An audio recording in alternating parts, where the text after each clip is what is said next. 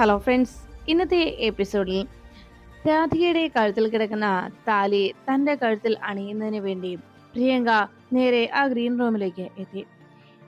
വരുൺ വിവാഹം കഴിച്ചത് പ്രിയങ്കയാണെന്ന് എല്ലാവരും വിശ്വസിപ്പിക്കുവാനും മാത്രമല്ല വരുൺ തന്നെയാണ് സ്നേഹിച്ചതെന്നും വിവാഹം കഴിക്കാൻ ആഗ്രഹിച്ചതും തന്നെയാണ് എന്ന് പറഞ്ഞുകൊണ്ട് പ്രിയങ്ക രാധികയോട് തനിക്ക് തന്റെ കഴുത്തിൽ വീഴേണ്ടിയിരുന്ന ആ താലി അഴിച്ചു തരാൻ രാധികയോട് ആവശ്യപ്പെടുന്നു. ഒപ്പം കൂട്ടുനിൽക്കുന്ന സുകുമാരിയും അതേ ആവശ്യം തന്നെ രാധികയോട് പറയുന്നു. എന്നാൽ ഇതിനൊന്നും വഴങ്ങാൻ കഴിയാതെ, ഇതിനെയൊന്നും സപ്പോർട്ട് ചെയ്യാനാകാതെ യശോദ പൊട്ടിക്കരഞ്ഞുകൊണ്ട് ഇരുവരോടുമായി പറഞ്ഞു, ഒരിക്കലും ഞാൻ ഇതിന് കൂട്ടുനിൽക്കില്ല, ഇത് ഞാൻ സമ്മതിക്കുകയുമില്ല. എന്റെ മോളുടെ കഴുത്തിൽ വീണ താലി അങ്ങനെ അഴിച്ചു മാറ്റാൻ ഞാൻ ആരെയും അനുവദിക്കില്ല എന്ന് പറഞ്ഞ് യശോദ അരികിൽ നിൽക്കുന്ന പ്രിയങ്കയോടും സുകുമാരിയോടും ദേഷ്യത്തോടെ സംസാരിച്ചു. ഇത് കേട്ട സുകുമാരി പറഞ്ഞു, ഒരല്പനേരത്തേക്ക് വെറുതെ ഒരു കണ്ണേറ് കോലമായിട്ടാണ് രാധിക നിന്നിരുന്നത്. എന്റെ പ്രിയങ്ക മോൾക്ക് കണ്ണു തട്ടാതിരിക്കാനായിട്ട് നിർത്തിയ ഒരു കണ്ണീർ കോലം. അതുകൊണ്ട് തന്നെ ആ കോലത്തിന്റെ ഉപയോഗം കഴിഞ്ഞു. ഇനി ആ കോലത്തെ ഇവിടെ ആർക്കും തന്നെ ആവശ്യമില്ല. അതുകൊണ്ട് നടന്നതെല്ലാം വെറുമൊരു നാടകമായിരുന്നുവെന്ന് ഉറപ്പുള്ളതിനാൽ ഇനി അതിനെക്കുറിച്ചൊന്നും ആരും ഒന്നും ചിന്തിക്കണ്ട. എത്രയും വേഗം പ്രിയങ്ക മോളുടെ കഴുത്തിൽ ആ താലി അണിയിക്കണം. വേഗം ആ താലി ഊരി മോൾക്ക് കൊടുക്ക എന്ന് പറഞ്ഞ് രാധികയോട് ശബ്ദമുയർത്തുന്നു സുകുമാരി. അത് കേട്ടു നിന്ന യശോദ സുകുമാരിയോട് പറഞ്ഞു, അമ്മേ, ഇങ്ങനെ ഒരു പ്രവൃത്തി ഒരു കാരണവശാലും ഒരു പെൺകുട്ടിയോടും ചെയ്യരുത്.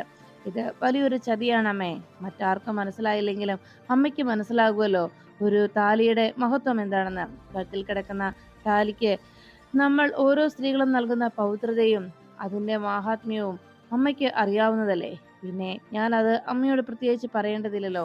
എന്റെ മോൾക്ക് ഇന്ന് അവളുടെ കഴുത്തിൽ വീണിരിക്കുന്നത് അവളെ അഗ്നിസാക്ഷിയായി അവളുടെ കഴുത്തിൽ താലി ചാർത്തിയിരിക്കുകയാണ് വരുൺ. അതുകൊണ്ട് തന്നെ ഈ വിവാഹം അത് വെറും ഒരു നാടകമായിരുന്നു എന്ന് പറയാൻ കഴിയില്ല എന്ന് പറഞ്ഞുകൊണ്ട് യശോദ സുകുമാരിയോടും പ്രിയങ്കയോടും അവരുടെ ആഗ്രഹം നടപ്പിലാവില്ല എന്ന് പറയുന്നു.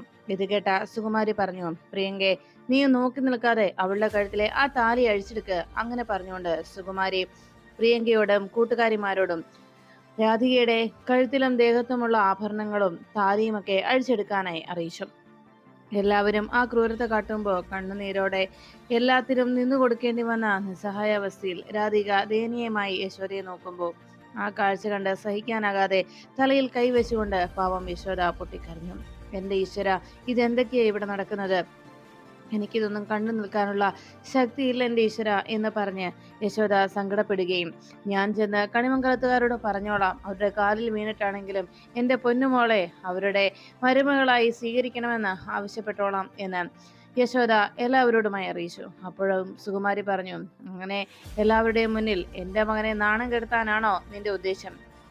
ഇവിടെ ഇങ്ങനെയെല്ലാം ചെയ്തു കൂട്ടിയത് എന്തുകൊണ്ടാണെന്ന് എല്ലാവർക്കും അറിയാവുന്നതാണല്ലോ. എൻ്റെ പ്രിയങ്ക മോള് നമ്മുടെ കുടുംബത്തിന് വേണ്ടി കൂടിയാണ് പോയത്. എന്നാൽ ഇവൾ ചെയ്തത് വലിയ മഹത്വമുള്ള കാര്യമായിട്ടല്ലേ യശോദേ നീ ഇപ്പോൾ പറഞ്ഞത്? ഒരു മകളെന്ന് പറഞ്ഞാൽ അച്ഛന്റെ അഭിമാനം കാത്തു സംരക്ഷിക്കേണ്ടവളാണ് എന്ന്.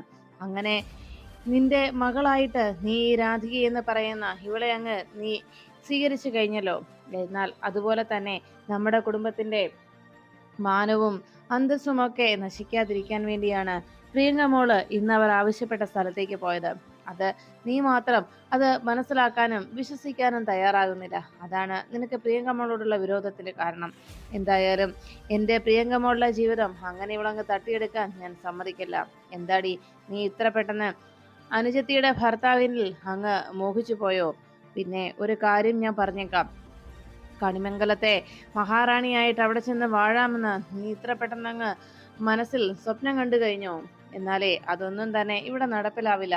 ഒരു കാര്യം ഞാൻ പറഞ്ഞേക്കാം, നിങ്ങൾ അമ്മയും മകളും ഈ സത്യം അവിടെ കണിമംഗലത്തുകാരുടെ എന്നല്ല ആരുടെയെങ്കിലും മുന്നിൽ നിങ്ങൾ ആരെങ്കിലും പറയാൻ തയ്യാറായ ഇന്ന് ആ മണ്ഡപത്തിന് മുന്നിൽ വെച്ച് ഈ സുകുമാരി സ്വന്തം ജീവിതം ഇല്ലാതാക്കും. നോക്കിക്കോ, അതിന് വേണ്ടതൊക്കെ എനിക്ക് എന്താണെന്നറിയാം. അങ്ങനെ എൻ്റെ ജീവനം ഞാൻ അവസാനിപ്പിച്ചാൽ എൻ്റെ മകൻ അത് കണ്ടു നിൽക്കുമെന്ന് നിങ്ങൾക്ക് തോന്നുന്നുണ്ടോ? ഇന്ന് ഈ വിവാഹം മുടങ്ങിയാൽ അവന്റെ ജീവിതം അതോടെ അവൻ അവസാനിപ്പിക്കുമെന്നാണ് കഴിഞ്ഞ ദിവസം പറഞ്ഞത്. അത് എല്ലാവർക്കും ഓർമ്മയുള്ള കാര്യമാണല്ലോ അല്ലേ? അതുകൊണ്ട് തന്നെ ഒന്ന് ഓർത്തു വെച്ചോ, ഇനിയും എൻ്റെ മകന്റെ ജീവിതം തകർക്കാൻ വേണ്ടി നിങ്ങൾ തയ്യാറെടുത്തിറങ്ങുകയാണെങ്കിൽ എന്റെ പ്രിയങ്ക മോൾക്ക് പകരമായി നിന്റെ ഈ വളർത്തു പെണ്ണിനെ പറഞ്ഞയക്കാനാണ് ശ്രമിക്കുന്നതെങ്കിൽ യശോദെ നീ ഓർത്തോ, ഇന്നത്തോടെ നിന്റെ ഈ മകൾ കാരണം നമ്മുടെ ഈ കുടുംബം ഒന്നാകെ ഇല്ലാതാകാൻ പോവുകയാണ് എന്ന് പറഞ്ഞ് സുകുമാരി ശബ്ദമുയർത്തുമ്പോൾ അത് കേട്ടുനിന്ന രാധിക യശോദയോട് പറഞ്ഞു, അമ്മേ വേണ്ട, എനിക്ക് ഞാൻ ആരും വേണ്ടാത്തവളാണ്. സ്വന്തം അച്ഛനും അമ്മയ്ക്കും പോലും എന്നെ വേണ്ട. എന്നെ ജനിപ്പിച്ച അച്ഛനമ്മമാർക്ക് പോലും വേണ്ടാത്ത ഒരു പാഴ് ജന്മമാണ് എൻ്റേത്. പിന്നെ എന്തിനാണമ്മേ എനിക്ക് വേണ്ടി പ്രിയങ്കയോടും മുത്തശ്ശിയോടുമൊക്കെ അമ്മ വഴക്കുണ്ടാക്കുന്നത്? വേണ്ടമ്മേ, അതിനൊന്നും അമ്മ തുനിയണ്ട. എല്ലാത്തിനും ഞാൻ തന്നെ ഉത്തരവാദിയായി മാറിക്കോളാം. ഒന്നിനും എനിക്കൊരു പരാതിയുമില്ല. ഞാൻ അങ്ങനെ തന്നെയാണ് ജീവിക്കുന്നത്. എനിക്കിങ്ങനെ ഒരു ജീവിതം തന്നതിനുള്ള കടപ്പാട് എൻ്റെ അച്ഛനോടും അമ്മയോടുമുണ്ട്. ആ കടമ ഞാൻ നിറവേറ്റുകയാണെന്ന് കരുതിയാൽ മതി. എനിക്ക് ഇവർ പറഞ്ഞതുപോലെയുള്ള സ്വപ്നങ്ങളോ മോഹങ്ങളോ ഒന്നുമില്ലമ്മേ. എനിക്കെൻ്റെ അച്ഛൻ്റെയും അമ്മയുടെയും ജീവിതമാണ് വലുത്. എന്നെ സംരക്ഷിച്ച, എന്നെ സ്വന്തം മകളായി സ്നേഹിക്കുകയും വളർത്തുകയും ചെയ്ത എൻ്റെ അച്ഛൻ്റെയും അമ്മയുടെയും ഈ കുടുംബത്തിൻ്റെയും സന്തോഷം മാത്രമാണ് ഞാൻ ആഗ്രഹിക്കുന്നത്. അതുകൊണ്ട് എന്തിനും എനിക്ക് ഒരു കുഴപ്പവുമില്ലമ്മേ എന്ന് പറഞ്ഞ് രാധിക പോകാൻ തുടങ്ങുമ്പോൾ രാധിക താൻ ഈ ഡ്രസ്സൊന്ന് മാറിയിട്ട് വരട്ടെ എന്ന് പറഞ്ഞ് തൻ്റെ സാരി മാറ്റാനായിട്ട് പോകാൻ തുടങ്ങുന്ന നേരത്തെ രാധികയുടെ കഴുത്തിൽ കിടന്ന ആ താലിമാല വലിച്ചൂരിയെടുക്കുകയാണ് പ്രിയങ്ക. ആ നിമിഷം താലിച്ചരട് ഊരുന്ന കൃത്യസമയത്ത് വരുൺ ചാർത്തിക്കൊടുത്ത ആ താലി രാധികയുടെ സാരി മടക്കിൽ ഉടക്കി കിടക്കുന്നു. അങ്ങനെ ചരട് മാത്രം പ്രിയങ്ക വലിച്ചെടുത്തു. ആ മഞ്ഞ ചരട് മാത്രം താലിയാക്കി കയ്യിലെടുത്ത് ആ മഞ്ഞച്ചരട് കഴുത്തിൽ കെട്ടി പ്രിയങ്ക നിൽക്കുമ്പോൾ രാധികയുടെ കഴുത്തിൽ വരുൺ ചാർത്തി കൊടുത്ത ആ താലി രാധികയുടെ ബാഗിലേക്ക് കൃത്യമായി ചെന്ന് വീണു. അപ്പോഴേക്കും രാധിക തന്റെ ഡ്രസ്സ് മാറാനായി പോകാൻ തുടങ്ങുന്നത് കണ്ട സുകുമാരി പറഞ്ഞു, നീ ഇപ്പൊ അങ്ങനെ അങ്ങ് പോകാൻ വരട്ടെ. നീ ഇവിടെ നിന്ന് പ്രിയങ്ക മോളെ മണവാട്ടിയാക്കി അണിയിച്ചൊരുക്കിയിട്ട് നീ പോയാൽ മതി. അത് കേട്ടതും വളരെ ദയനീയമായി യശോദ ചോദിച്ചു, അമ്മേ ഇനിയും എന്തിനാണ് ഈ പാവത്തിനോട് ഇങ്ങനെ ഒരു ക്രൂരത കൂടി കാട്ടുന്നത് എന്ന് ചോദിച്ചപ്പോ സുകുമാരി പറഞ്ഞു, അവളുടെ മനസ്സിൽ ഇനി എന്തെങ്കിലും ബാക്കിയുണ്ടെങ്കിൽ, മറ്റെന്തെങ്കിലും ദുശ്ചിന്തകൾ അവളുടെ മനസ്സിലുണ്ടെങ്കിൽ അതെല്ലാം കഴുകി വെടുപ്പാക്കണം. അതിനുവേണ്ടിയാണ് എന്ന് സുകുമാരി പറയുന്നത് കേട്ട് കണ്ണീരോടെ രാധിക പറഞ്ഞു, സാരമില്ലമ്മേ, എനിക്ക് വിഷമമൊന്നുമില്ല. മുത്തശ്ശി പറഞ്ഞതുപോലെ ഞാൻ അണിയിച്ചൊരുക്കിക്കോളാം. പ്രിയങ്കയെ മണവാട്ടിയാക്കി അണിയിച്ചൊരുക്കുന്നതിൽ എനിക്ക് വിരോധവുമില്ല. പക്ഷേ അവർ പ്രിയങ്കയെ കൂട്ടാനായി ഇവിടേക്ക് വരുമ്പോൾ, മണവാട്ടിയെ കൂട്ടാൻ ഇവിടേക്ക് വരുന്ന സമയത്ത് അതേ വേഷത്തിൽ ഞാനും ഇവിടെ നിൽക്കുന്നത് കണ്ടാൽ അത് അവർക്ക് സംശയമാവില്ലേ? അതുകൊണ്ട് ഞാൻ എൻ്റെ വസ്ത്രം മാറിയിട്ട് വരട്ടെ മുത്തശ്ശി എന്ന് പറഞ്ഞ് രാധിക തന്റെ വസ്ത്രം മാറാനായി വേഗം അകത്തേക്ക് പോകുന്നു. ഈ സമയത്ത് രാധികയുടെ മനസ്സ് തകർന്നുടഞ്ഞത് കണ്ട യശോദ തന്റെ മകൾക്ക് ഇങ്ങനൊരു ദുർവിധി എന്തിനാണ് ഭഗവാനെ വിധിച്ചത് എന്ന് ചോദിക്കുമ്പോൾ രാധികയുടെ കഴുത്തിലെ താലി ഊരിയെടുക്കുന്ന നിമിഷം അവിടെ ഇരുന്ന ആ കൃഷ്ണ വിഗ്രഹം താഴെ വീണ് ഒടിഞ്ഞു. ആ കാഴ്ച കണ്ട യശോദ സുകുമാരിയോട് ചോദിച്ചു, അമ്മ ഇത് കാണുന്നില്ലേ? ഇത് ദുശകുനമാണമ്മേ. ഒരു പെൺകുട്ടിയുടെ ശാപമാണ് നമ്മുടെ കുടുംബത്തിന് നേരെ വരുന്നത്. അമ്മേ, ഇങ്ങനെ ഒരു ക്രൂരത കാട്ടരുത് എന്ന് പറയുമ്പോൾ വസുന്ധരെ യശോദയെ നോക്കി ദേഷ്യത്തോടെ സുകുമാരി പറഞ്ഞു, ഒരു ശാപം? എന്ത് ശാപം? അവളെ ഈ കുടുംബത്തിലെ മകളായി പോറ്റി വളർത്തിയതല്ലേ? അതിന് അവൾ നൽകുന്ന പ്രത്യുപകാരം അല്ലെങ്കിൽ അവൾ നമുക്ക് നൽകുന്ന സഹായം അത്രമാത്രം കരുതിയാൽ മതി. നീ ഇനി കൂടുതലൊന്നും നീ ഇതിനെക്കുറിച്ച് ആധിപര്യത്ത് ആലോചിക്കേണ്ട ആവശ്യമൊന്നും തന്നെയില്ല. ഇനി നിങ്ങളാരും ഇതൊന്നും ഓർത്ത് ആശങ്കപ്പെടുകയും വേണ്ട. എന്തായാലും നിങ്ങൾ വന്നേ കുട്ടികളെ എന്ന് പറഞ്ഞ് പ്രിയങ്കയുടെ കൂട്ടുകാരിമാരെ വിളിച്ചുകൊണ്ട് സുകുമാരി പുറത്തേക്കിറങ്ങി.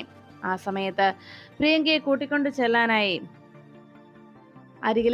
പത്മാവതിയുടെ അരികിലേക്ക് എത്തിയ ജയഭാരതി മുത്തശ്ശി പറഞ്ഞു, നമുക്ക് കണിമംഗലത്ത് ചെന്ന് കയറേണ്ട മുഹൂർത്തം നേരത്തെയാണ്. നീയും വൈകിയാൽ, ഭക്ഷണം കഴിക്കാൻ ഇനിയും വൈകിയാൽ നമ്മൾ എത്തിച്ചേരാനും വൈകും. അതുകൊണ്ട് തന്നെ എത്രയും വേഗം നമുക്ക് അവിടേക്ക് എത്തണം. അതിന് പ്രിയങ്കയെ വേഗം വിളിച്ചുകൊണ്ടുവാ എന്ന് പത്മാവതിയോട് പറഞ്ഞു. ശരി അമ്മേ എന്ന് പറഞ്ഞ് പത്മാവതി കൽപ്പനയും വിളിച്ചുകൊണ്ട് പ്രിയങ്കയെ വിളിക്കാനായി ആ ഗ്രീൻ റൂമിലേക്ക് എത്തുന്നു. അവിടേക്ക് എത്തിയതും അവിടെ പ്രിയങ്കയെ കൂട്ടാനായി അവർ വരുന്നുണ്ടെന്ന് അറിഞ്ഞതോടെ മുത്തശ്ശി വളരെ സന്തോഷത്തോടെ വാതിൽ തുറന്നു. അകത്തേക്ക് കയറിയ പത്മാവതി പറഞ്ഞു, അതെ, അവിടെ മുഹൂർത്തത്തിന് മുമ്പ് നമുക്ക് വീട്ടിൽ ചെല്ലണല്ലോ. അപ്പോൾ ഭക്ഷണം കഴിച്ചിട്ട് ഇറങ്ങാമെന്ന് കരുതി മോളെ വിളിക്കാനാ ഞങ്ങൾ വന്നത്. പ്രിയങ്ക മോളെ എവിടെ എന്ന് പത്മാവതി ചോദിച്ചതും അതിനെന്താ, മോള് ഡ്രസ്സൊക്കെ മാറി റെഡിയായിട്ടിരിക്കുകയാണ് എന്ന് പറഞ്ഞ് വളരെ സന്തോഷത്തോടെ മുത്തശ്ശി പ്രിയങ്കയെ അവരുടെ കൂടെ പറഞ്ഞയക്കുന്നു.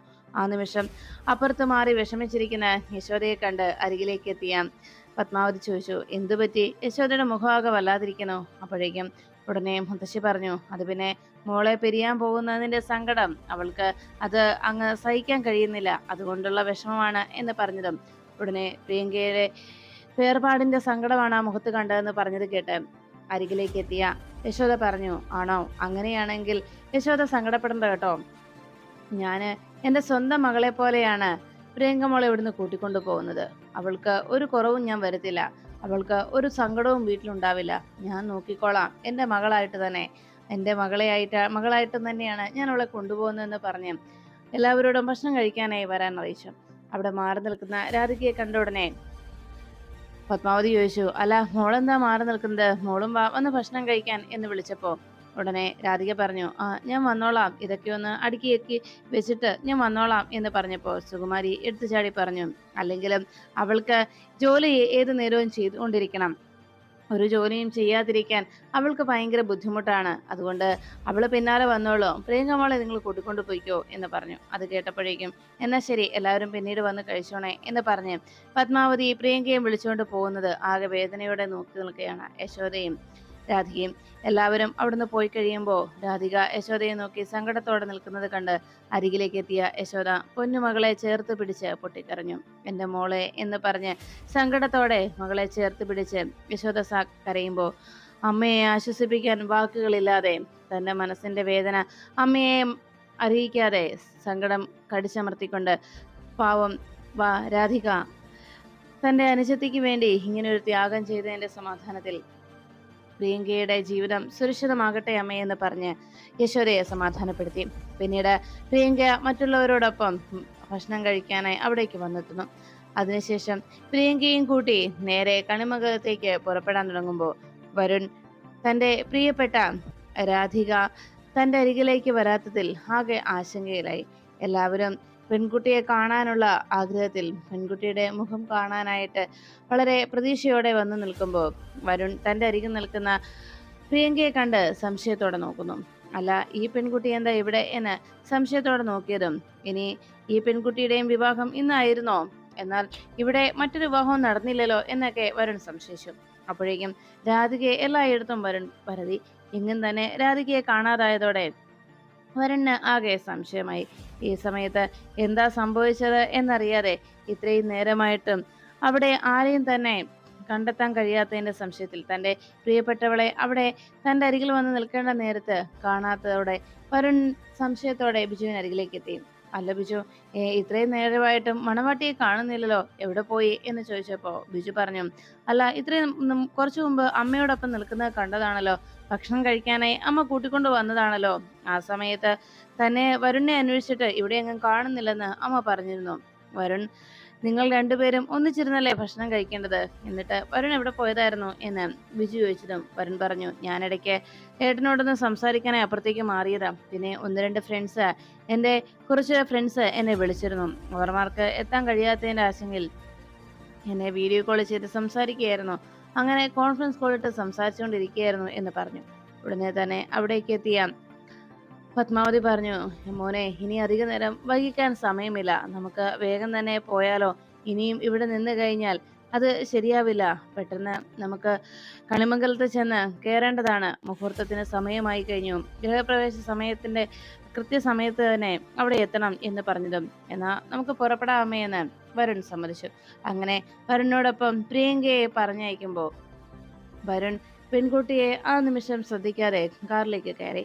അപ്പോഴേക്കും വരുണിന്റെ ഭാര്യയായി തൻ്റെ കൂടെ വന്നിരിക്കുന്ന പെൺകുട്ടി ആരാണെന്നറിയാത്ത ആശങ്കയിൽ വരുൺ അങ്ങനെ ഇരിക്കുമ്പോഴേക്കും പ്രിയങ്കയുടെ മുഖത്തേക്ക് വരുൺ നോക്കാതെ അങ്ങനെ ഇരിക്കുമ്പോൾ പ്രിയങ്ക എന്ന് ഒന്ന് വിളിക്കാൻ പോലും കഴിയാതെ വരുൺ ഒരുവരെ സർപ്രൈസോടെ ഇന്ന് മണ്ഡപത്തിൽ തൻ്റെ മുന്നിൽ മുഖം മറച്ചു വന്നു നിന്ന തൻ്റെ പ്രിയപ്പെട്ട താൻ ഇഷ്ടപ്പെട്ട തൻ്റെ പ്രിയപ്പെട്ടവളുടെ മുഖം ഇന്നും വൈകിട്ട് മറ്റെല്ലാവരും പ്രതീക്ഷയോടെ കാത്തിരിക്കുമ്പോൾ അവളുടെ മുഖം ഒന്ന് കാണാനായി കുറച്ചു നേരം കൂടി ഒന്ന് സസ്പെൻസോട് കൂടി ഇരിക്കുന്നതല്ലേ നല്ലത് എന്ന് വരുൺ സ്വയം തീരുമാനിച്ചു. അതുകൊണ്ട് തന്നെ എല്ലാവരുടെയും മുന്നിൽ വരുണിന്റെ മണവാട്ടി വളരെ സന്തോഷത്തോടെ മുഖം മറച്ചു പിടിക്കാതെ വന്നിരിക്കുമ്പോൾ വരുൺ മനഃപൂർവ്വം തന്നെ പ്രിയങ്കയോട് മുഖം മറച്ചു വെച്ചോളാനും തന്നെ കുറച്ചു നേരത്തേക്ക് തന്റെ മുഖം കാണാതെ അങ്ങനെ തന്റെ കൂടെ യാത്ര ചെയ്യാനും വളരെ കുറെ നേരത്തെ കാത്തിരിപ്പിന് ശേഷം തന്റെ മുഖം കാണുന്നതിന്റെ ആ ഒരു എക്സൈറ്റ്മെന്റിലാണ് ഞാനിപ്പോൾ എന്ന് വരുൺ പറയുന്നത്.